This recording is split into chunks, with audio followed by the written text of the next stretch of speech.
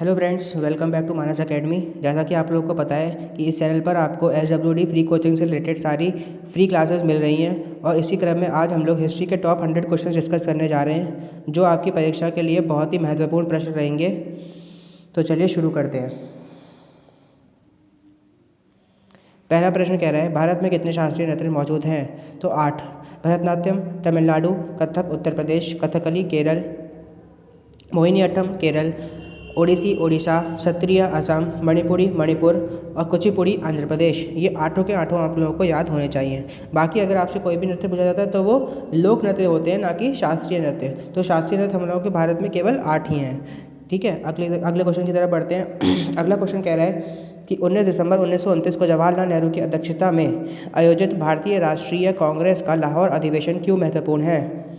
देखिए, आपको ये भी याद रखना है कि 1929 में भारतीय राष्ट्रीय कांग्रेस का अधिवेशन की अध्यक्षता किसने करी थी? जवाहरलाल नेहरू ने करी थी। और ये क्यों महत्वपूर्ण है? क्योंकि इसमें पूर्ण स्वराज की मांग का प्रस्ताव पारित किया गया और पहली बार तिरंगा झंडा फहराया गया। ठीक है, पहली बार तिरंगा झंडा भी फहराया गया था इसमें और पूर्ण स्वराज की मांग का प्रस्ताव पारित किया गया था।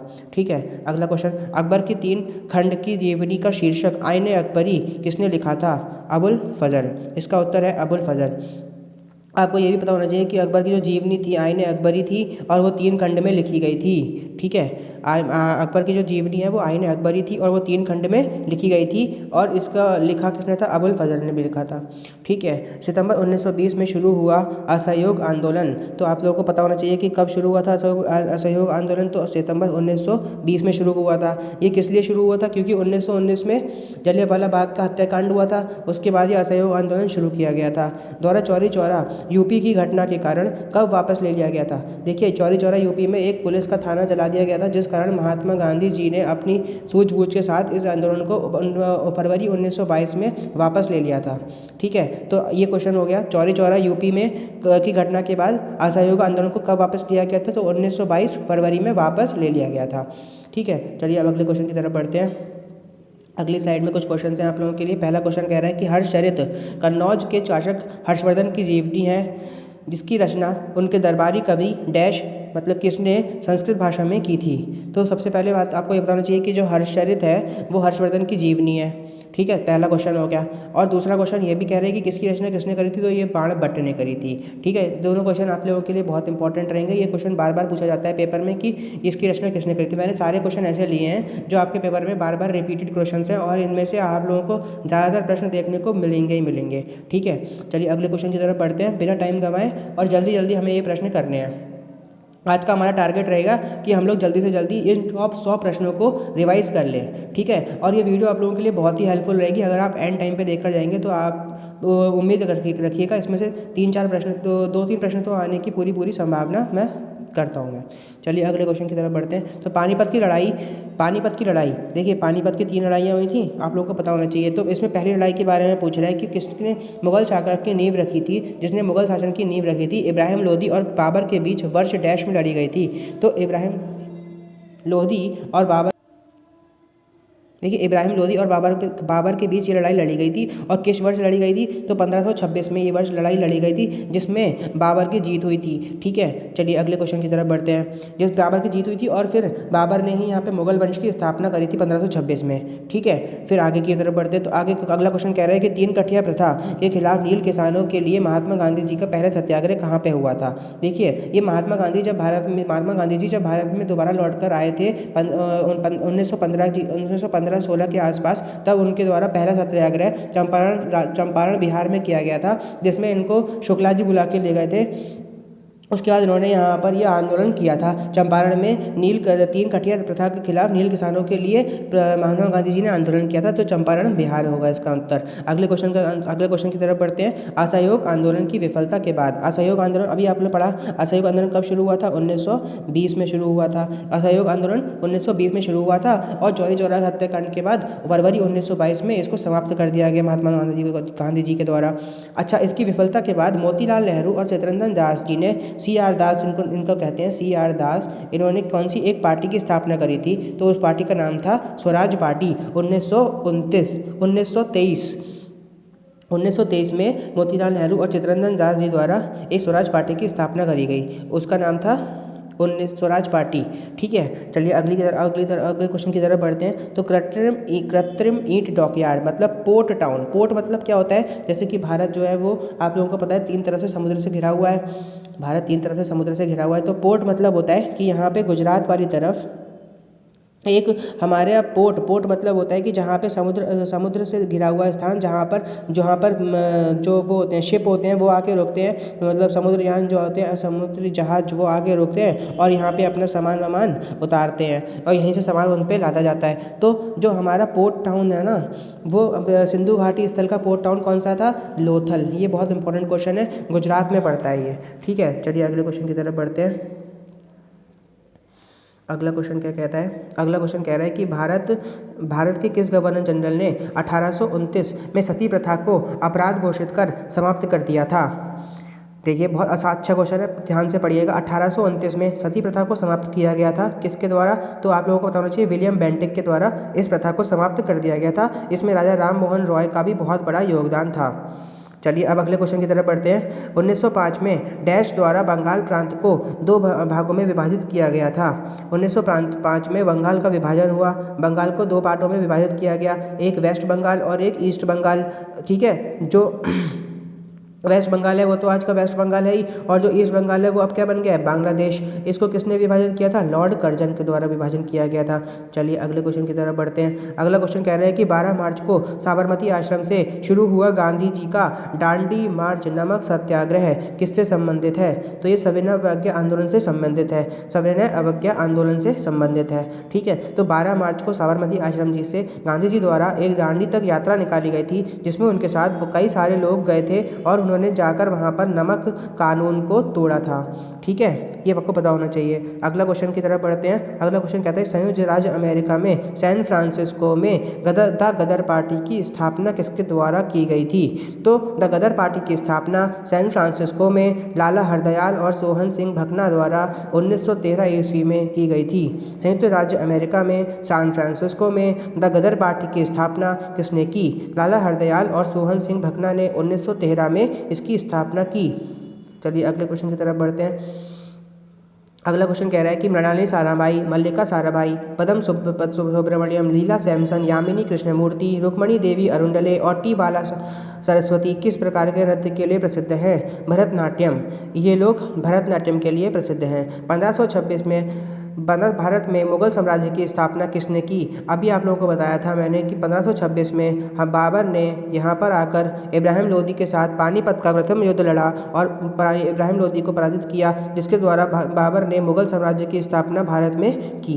बंगाल का अगला क्वेश्चन, नेक्स्ट क्वेश्चन, बंगाल का स्थायी भूमि राजस्व बंदोबस्त किसके द्वारा शुरू किया गया था? स्थायी भूमि राजस्व बंदोबस्त बंगाल में लॉर्ड कॉर्नवालिस द्वारा शुरू किया गया था। नेक्स्ट क्वेश्चन की तरफ बढ़ते हैं। तो भारत छोड़ो प्रस्ताव 1942 के व्यापक संभव पैमाने पर एक अहिंसक जनसंघर्ष शुरू करने का प्रस्ताव रखा। इस संघर्ष के लिए करो या मरो का मंत्र किसने दिया? तो करो या मरो का नारा महात्मा गांधी जी ने दिया था, ये सबको पता होगा। चलिए नेक्स्ट क्वेश्चन की तरफ बढ़ते हैं। चीनी यात्री ह्वेनसांग तीर्थ यात्रियों के राजकुमार के रूप में प्रतिष्ठित राजा डैश के शासनकाल के दौरान भारत आया था? हर्षवर्धन, जिनके बारे में अभी हम लोगों ने पढ़ा था। इनकी जीवनी का नाम हर्षचरित था, जो बाणभट्ट द्वारा लिखी गई थी, और ह्वेनसांग इनके दरबार में आया था, और ह्वेनसांग को तीर्थ यात्रियों का राजकुमार भी कहा जाता है।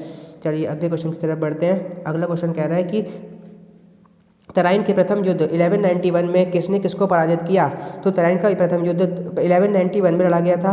पृथ्वीराज चौहान और मोहम्मद गौरी के बीच लड़ा गया था, जिसमें पृथ्वीराज चौहान ने मोहम्मद गौरी को पराजित किया था। ठीक है, इसी प्रकार तराइन का द्वितीय युद्ध 1192 में लड़ा गया, जिसमें मोहम्मद गौरी ने दोबारा से पृथ्वीराज चौहान को पराजित कर दिया। दोबारा से मतलब पहले वाले युद्ध में पृथ्वीराज चौहान की जीत हुई थी और दूसरे वाले युद्ध में मोहम्मद गौरी की जीत हुई थी। ठीक है, अगला क्वेश्चन, शेर खान ने चौसा 1539 और कन्नौज 17 मई 1540 में डैश को हराया, और जिसके बाद वह ईरान भाग गया। तो इसमें 2 युद्ध हुए थे, चौसा का युद्ध और कन्नौज का युद्ध। इन दोनों ही युद्धों में हुमायूं की हार हुई थी शेर शाह सूरी के द्वारा। उसके बाद शेर शाह सूरी ने भारत में सूर वंश की स्थापना करी थी, और हुमायूं जो है वो थोड़े दिनों के लिए भाग गया था यहाँ से। ठीक है, फिर वो वापस आया और उसने दोबारा से जब शेरशाह सूरी की मृत्यु हो गई उसने दोबारा से यहाँ पे आकर जीत लिया था भारत को। ठीक है, अगला क्वेश्चन की तरफ बढ़ते हैं। तो डैश गोल गुंबज मोहम्मद आदिल शाह का मकबरा है। डैश गोल गुंबज मोहम्मद आदिल शाह का मकबरा है। मोहम्मद आदिल शाह का मकबरा कहाँ पे होगा? बीजापुर कर्नाटक में हो गया। चलिए अगले क्वेश्चन की तरफ बढ़ते हैं। अगला क्वेश्चन कह रहा है डैश को प्लासी की लड़ाई सिराजुद्दौला और ब्रिटिश ईस्ट इंडिया कंपनी के लॉर्ड क्लाइव के बीच लड़ी गई 23 जून 1757। प्लासी की लड़ाई कब लड़ी गई? 23 जून 1757। किसके बीच?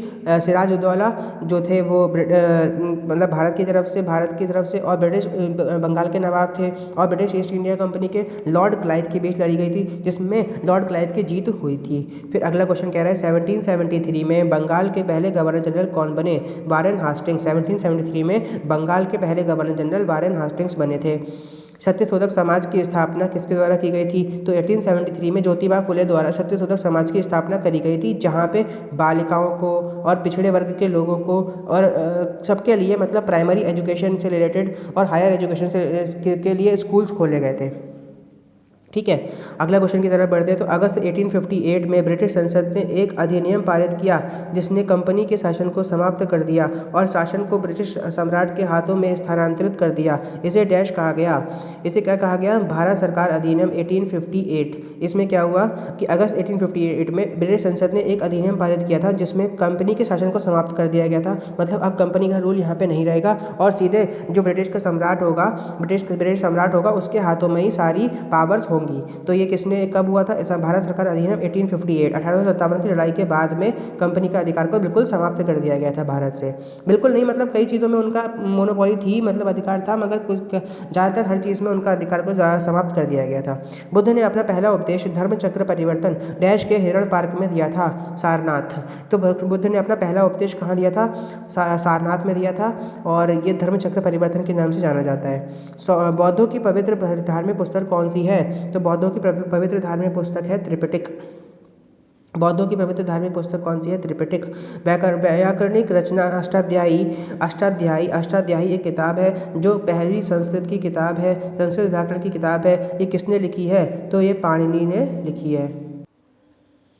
चलिए अगले क्वेश्चन की तरफ बढ़ते हैं। विक्रमशिला विश्वविद्यालय की स्थापना किसके द्वारा की गई थी? विक्रमशिला विश्वविद्यालय की स्थापना धर्मपाल के द्वारा की गई थी। ये पाल वंश का शासक था। ठीक है, अगले क्वेश्चन की तरफ बढ़ते हैं। एलोरा में ठोस चट्टान से काटे गए प्रसिद्ध कैलाश मंदिर के निर्माण किसके द्वारा संरक्षण में किया गया था? राष्ट्रकूट राजा कृष्ण प्रथम।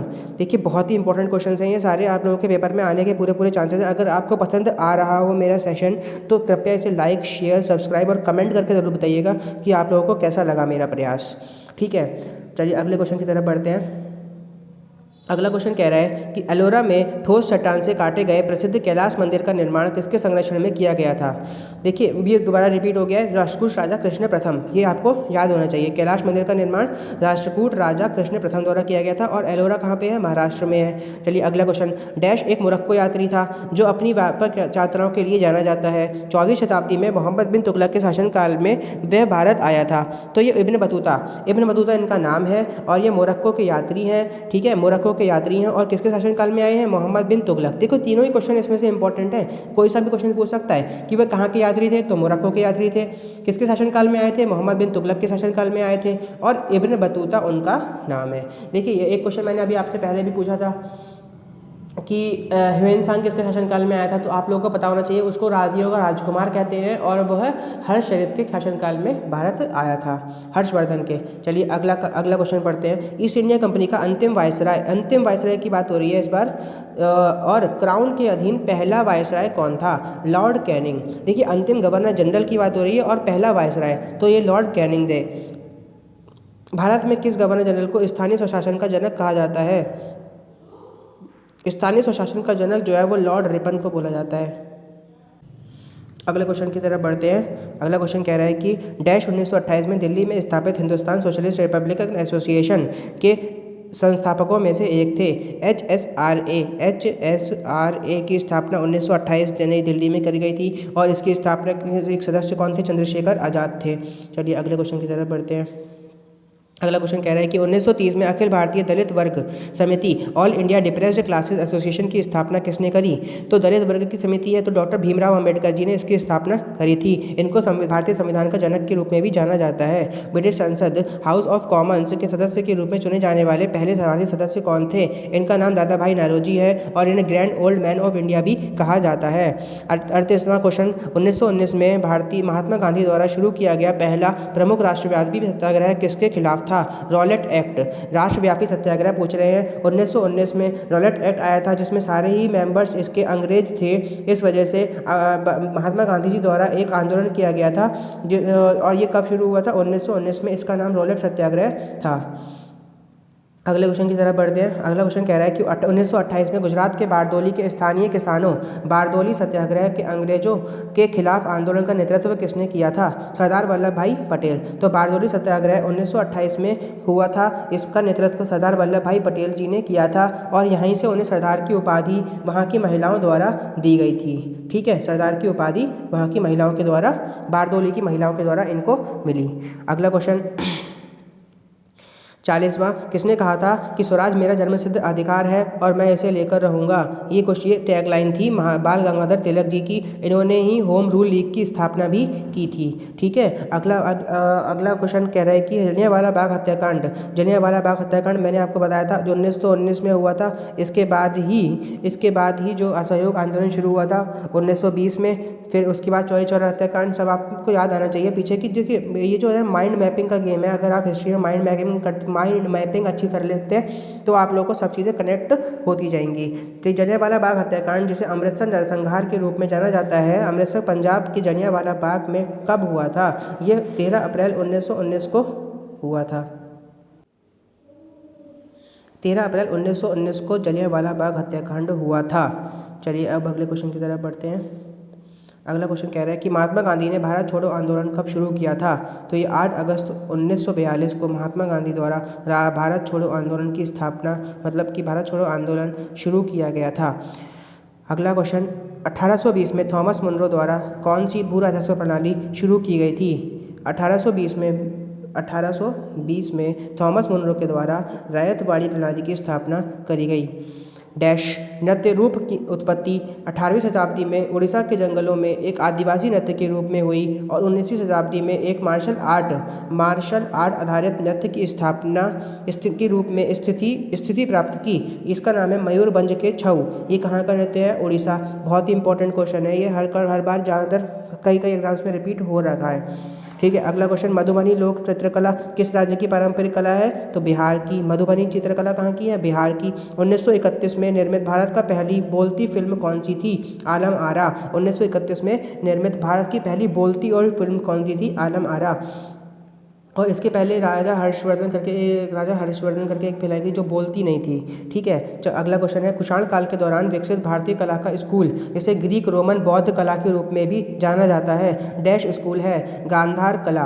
पल्लव वंश की राजधानी क्या थी? अगला क्वेश्चन है, पल्लव वंश की राजधानी क्या थी? तो इसका उत्तर है कांचीपुरम। अगला क्वेश्चन, नेक्स्ट क्वेश्चन 49, महाबलीपुरम के पंच रथों का निर्माण किसके शासनकाल में हुआ था? तो इसका उत्तर आएगा पल्लव। महाबलीपुरम के पंच रथों का निर्माण पल्लव शासनकाल में हुआ था। नेक्स्ट क्वेश्चन 50, डैश दिल्ली की गद्दी पर बैठने वाली पहली और एकमात्र महिला मुस्लिम शासक कौन थी? तो रजिया सुल्तान।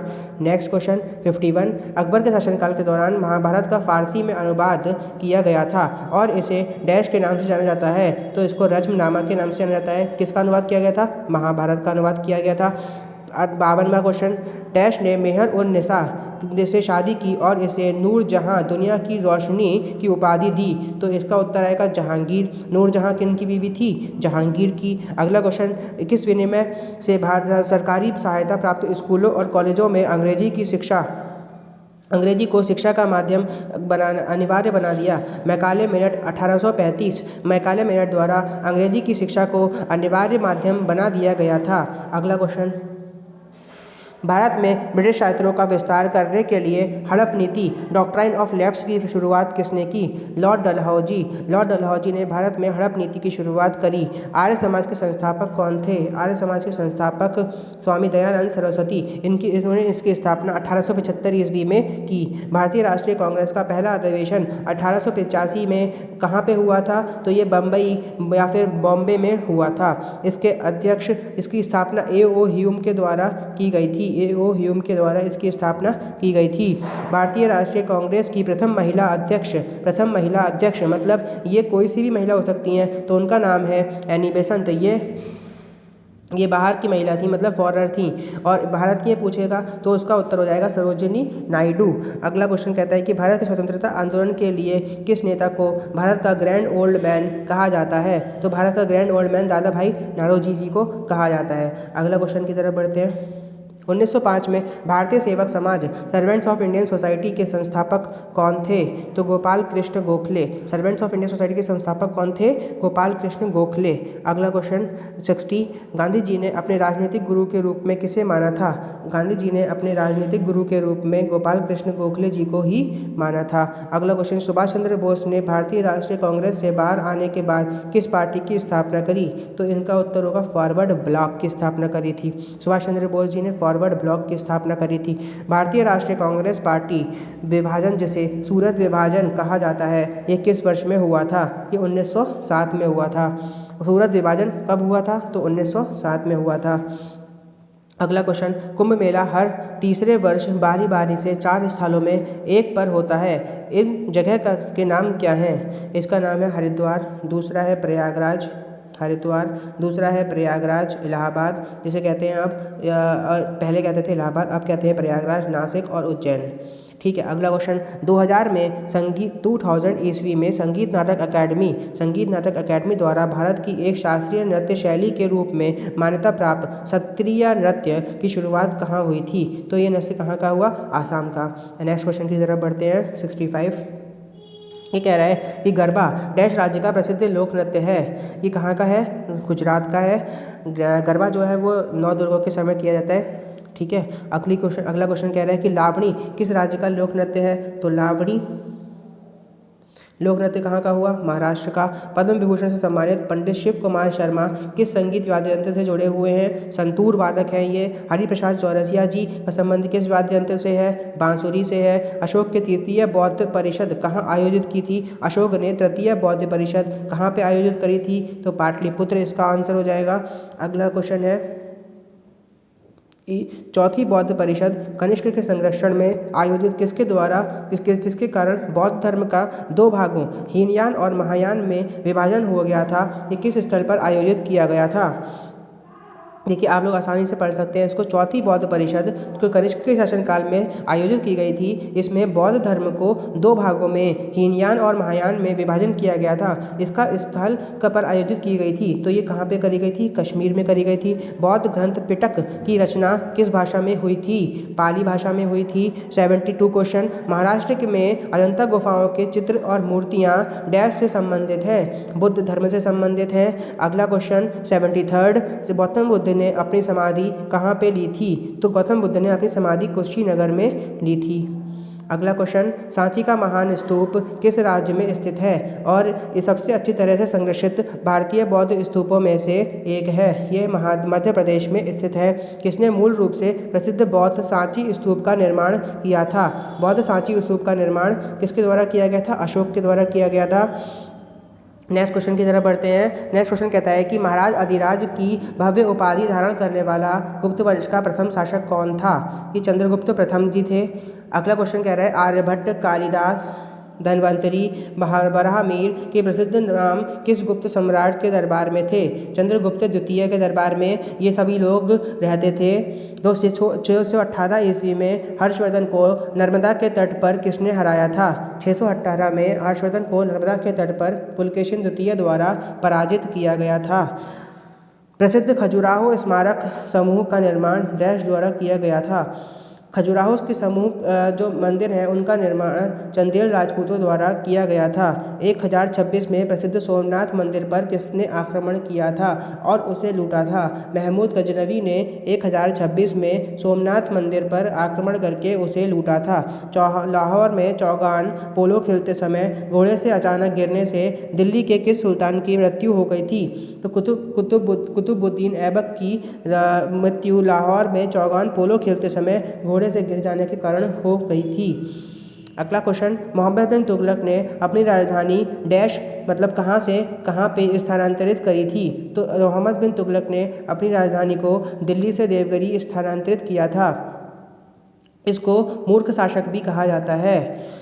1451 ईस्वी में लोधी वंश का संस्थापक कौन था? 1451 ईस्वी में लोधी वंश की स्थापना बहलोल खान लोधी द्वारा करी गई थी। बाबर और राणा सांगा के नेतृत्व वाली राजपूत सेना के बीच खानवा का युद्ध किस वर्ष हुआ था? बाबर और राणा सांगा के बीच खानवा का युद्ध 1527 ईस्वी में लड़ा गया था। 85वां क्वेश्चन, 16वीं शताब्दी में शेर शाह सूरी द्वारा शुरू किए गए चांदी के सिक्के को क्या कहा जाता था? शेर शाह सूरी द्वारा शुरू किए गए चांदी के सिक्के को रुपया कहा जाता था। तुलसीदास ने किसके शासनकाल में रामचरितमानस की स्थापना की थी? तुलसीदास ने अकबर के शासनकाल में रामचरितमानस की स्थापना करी थी। किसके शासनकाल के दौरान मुगल चित्रकला अपने चरम पर पहुंच गई थी? मुगल चित्रकला अपने चरम पर जहांगीर के शासनकाल के दौरान पहुंच गई थी। नेक्स्ट क्वेश्चन की तरफ बढ़ते हैं। दिल्ली में लाल किला और जामा मस्जिद के शासनकाल के दौरान डैश के शासनकाल के दौरान वास्तुकला की विशाल उपलब्धि के रूप में जाने जाते हैं। मतलब लाल किला और जामा मस्जिद का निर्माण किसके द्वारा करवाया गया था? तो ये शाहजहां द्वारा करवाया गया था। बीबी का मकबरा औरंगजेब की पत्नी रबिया उद दुरान का दफन स्थान है जो कि ताजमहल की प्रतिकृति है। ये कहाँ पर स्थित है? ये औरंगाबाद महाराष्ट्र में स्थित है। जयपुर के महाराजा सवाई जय सिंह ने डैश में खगोलीय वेधशालाएं जंतर मंतर का निर्माण कराया था। एक दिल्ली में, एक जयपुर में, बनारस, उज्जैन और मथुरा, इन 5-6 जगहों पर वहाँ खगोलीय वेधशालाओं का जंतर मंतर का निर्माण सवाई जय सिंह द्वारा करवाया गया था। अगला क्वेश्चन, गुरु नानक देव सिख धर्म के प्रवर्तक की जन्मस्थली जिसे आज ननकाना साहिब के नाम से जाना जाता है को पहले डैश कहा जाता था? राय भोदिधी तलवंडी। गुरु नानक देव जो कि सिख धर्म के प्रवर्तक हैं उनकी जन्मस्थली थी राय भोदी की तलवंडी। पंजाबी भाषा की गुरुमुखी लिपि 16वीं शताब्दी ईस्वी में दूसरे सिख गुरु डैश द्वारा बनाई गई थी? गुरु अंगद द्वारा बनाई गई थी गुरुमुखी लिपि। विजयनगर की राजधानी हम्पी के प्राचीन शहर के खंडहर किस वर्तमान भारतीय राज्य में स्थित है? हम्पी के प्राचीन शहर के जो खंडहर हैं वह कर्नाटक राज्य में स्थित है। अगला क्वेश्चन, किस वर्ष पुर्तगाली गवर्नर अल्फांसो डी अल्बुकर्क ने कुछ स्थानीय लोगों की मदद से गोवा का युद्ध जीतने के बाद गोवा पर कब्जा किया था? तो ये 1510 ईस्वी की बात है। अगला क्वेश्चन, उस गवर्नर जनरल का नाम बताइए जिसने अंग्रेजी को शिक्षा का माध्यम बनाने के लिए मैकाले 1835 के दृष्टिकोण को स्वीकार किया? Lord William Bentinck. अंग्रेजी को शिक्षा का माध्यम बनाने वाले गवर्नर जनरल का नाम लॉर्ड विलियम बेंटिक। 1857। अगला क्वेश्चन, 1857 के विद्रोह के दौरान भारत का गवर्नर जनरल कौन था? Lord Canning. 1857 के विद्रोह के दौरान भारत का गवर्नर जनरल लॉर्ड कैनिंग था। अगला क्वेश्चन, एल्बर्ट बिल पर एक विवादास्पद विधेयक है जिसे 1883 में ब्रिटिश वायसराय डैश द्वारा प्रस्तावित किया गया था? 1883 में लॉर्ड रिपन द्वारा एल्बर्ट बिल नामक एक विधेयक पारित किया गया था। अगला क्वेश्चन, भारतीय विश्वविद्यालय अधिनियम 1904 डैश के शासनकाल में पारित किया गया था? भारतीय विश्वविद्यालय अधिनियम 1904 लॉर्ड कर्जन के शासनकाल में पारित किया गया था।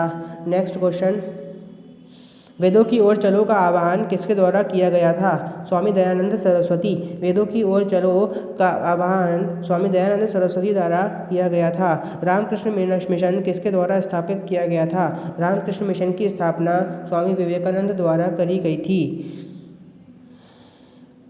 आशा करता हूँ आप लोगों को ये सेशन पसंद आया होगा और अगर पसंद आया है तो कृपया करके लाइक, शेयर, कमेंट और सब्सक्राइब ज़रूर करके बताइएगा हमारे चैनल को। थैंक्स।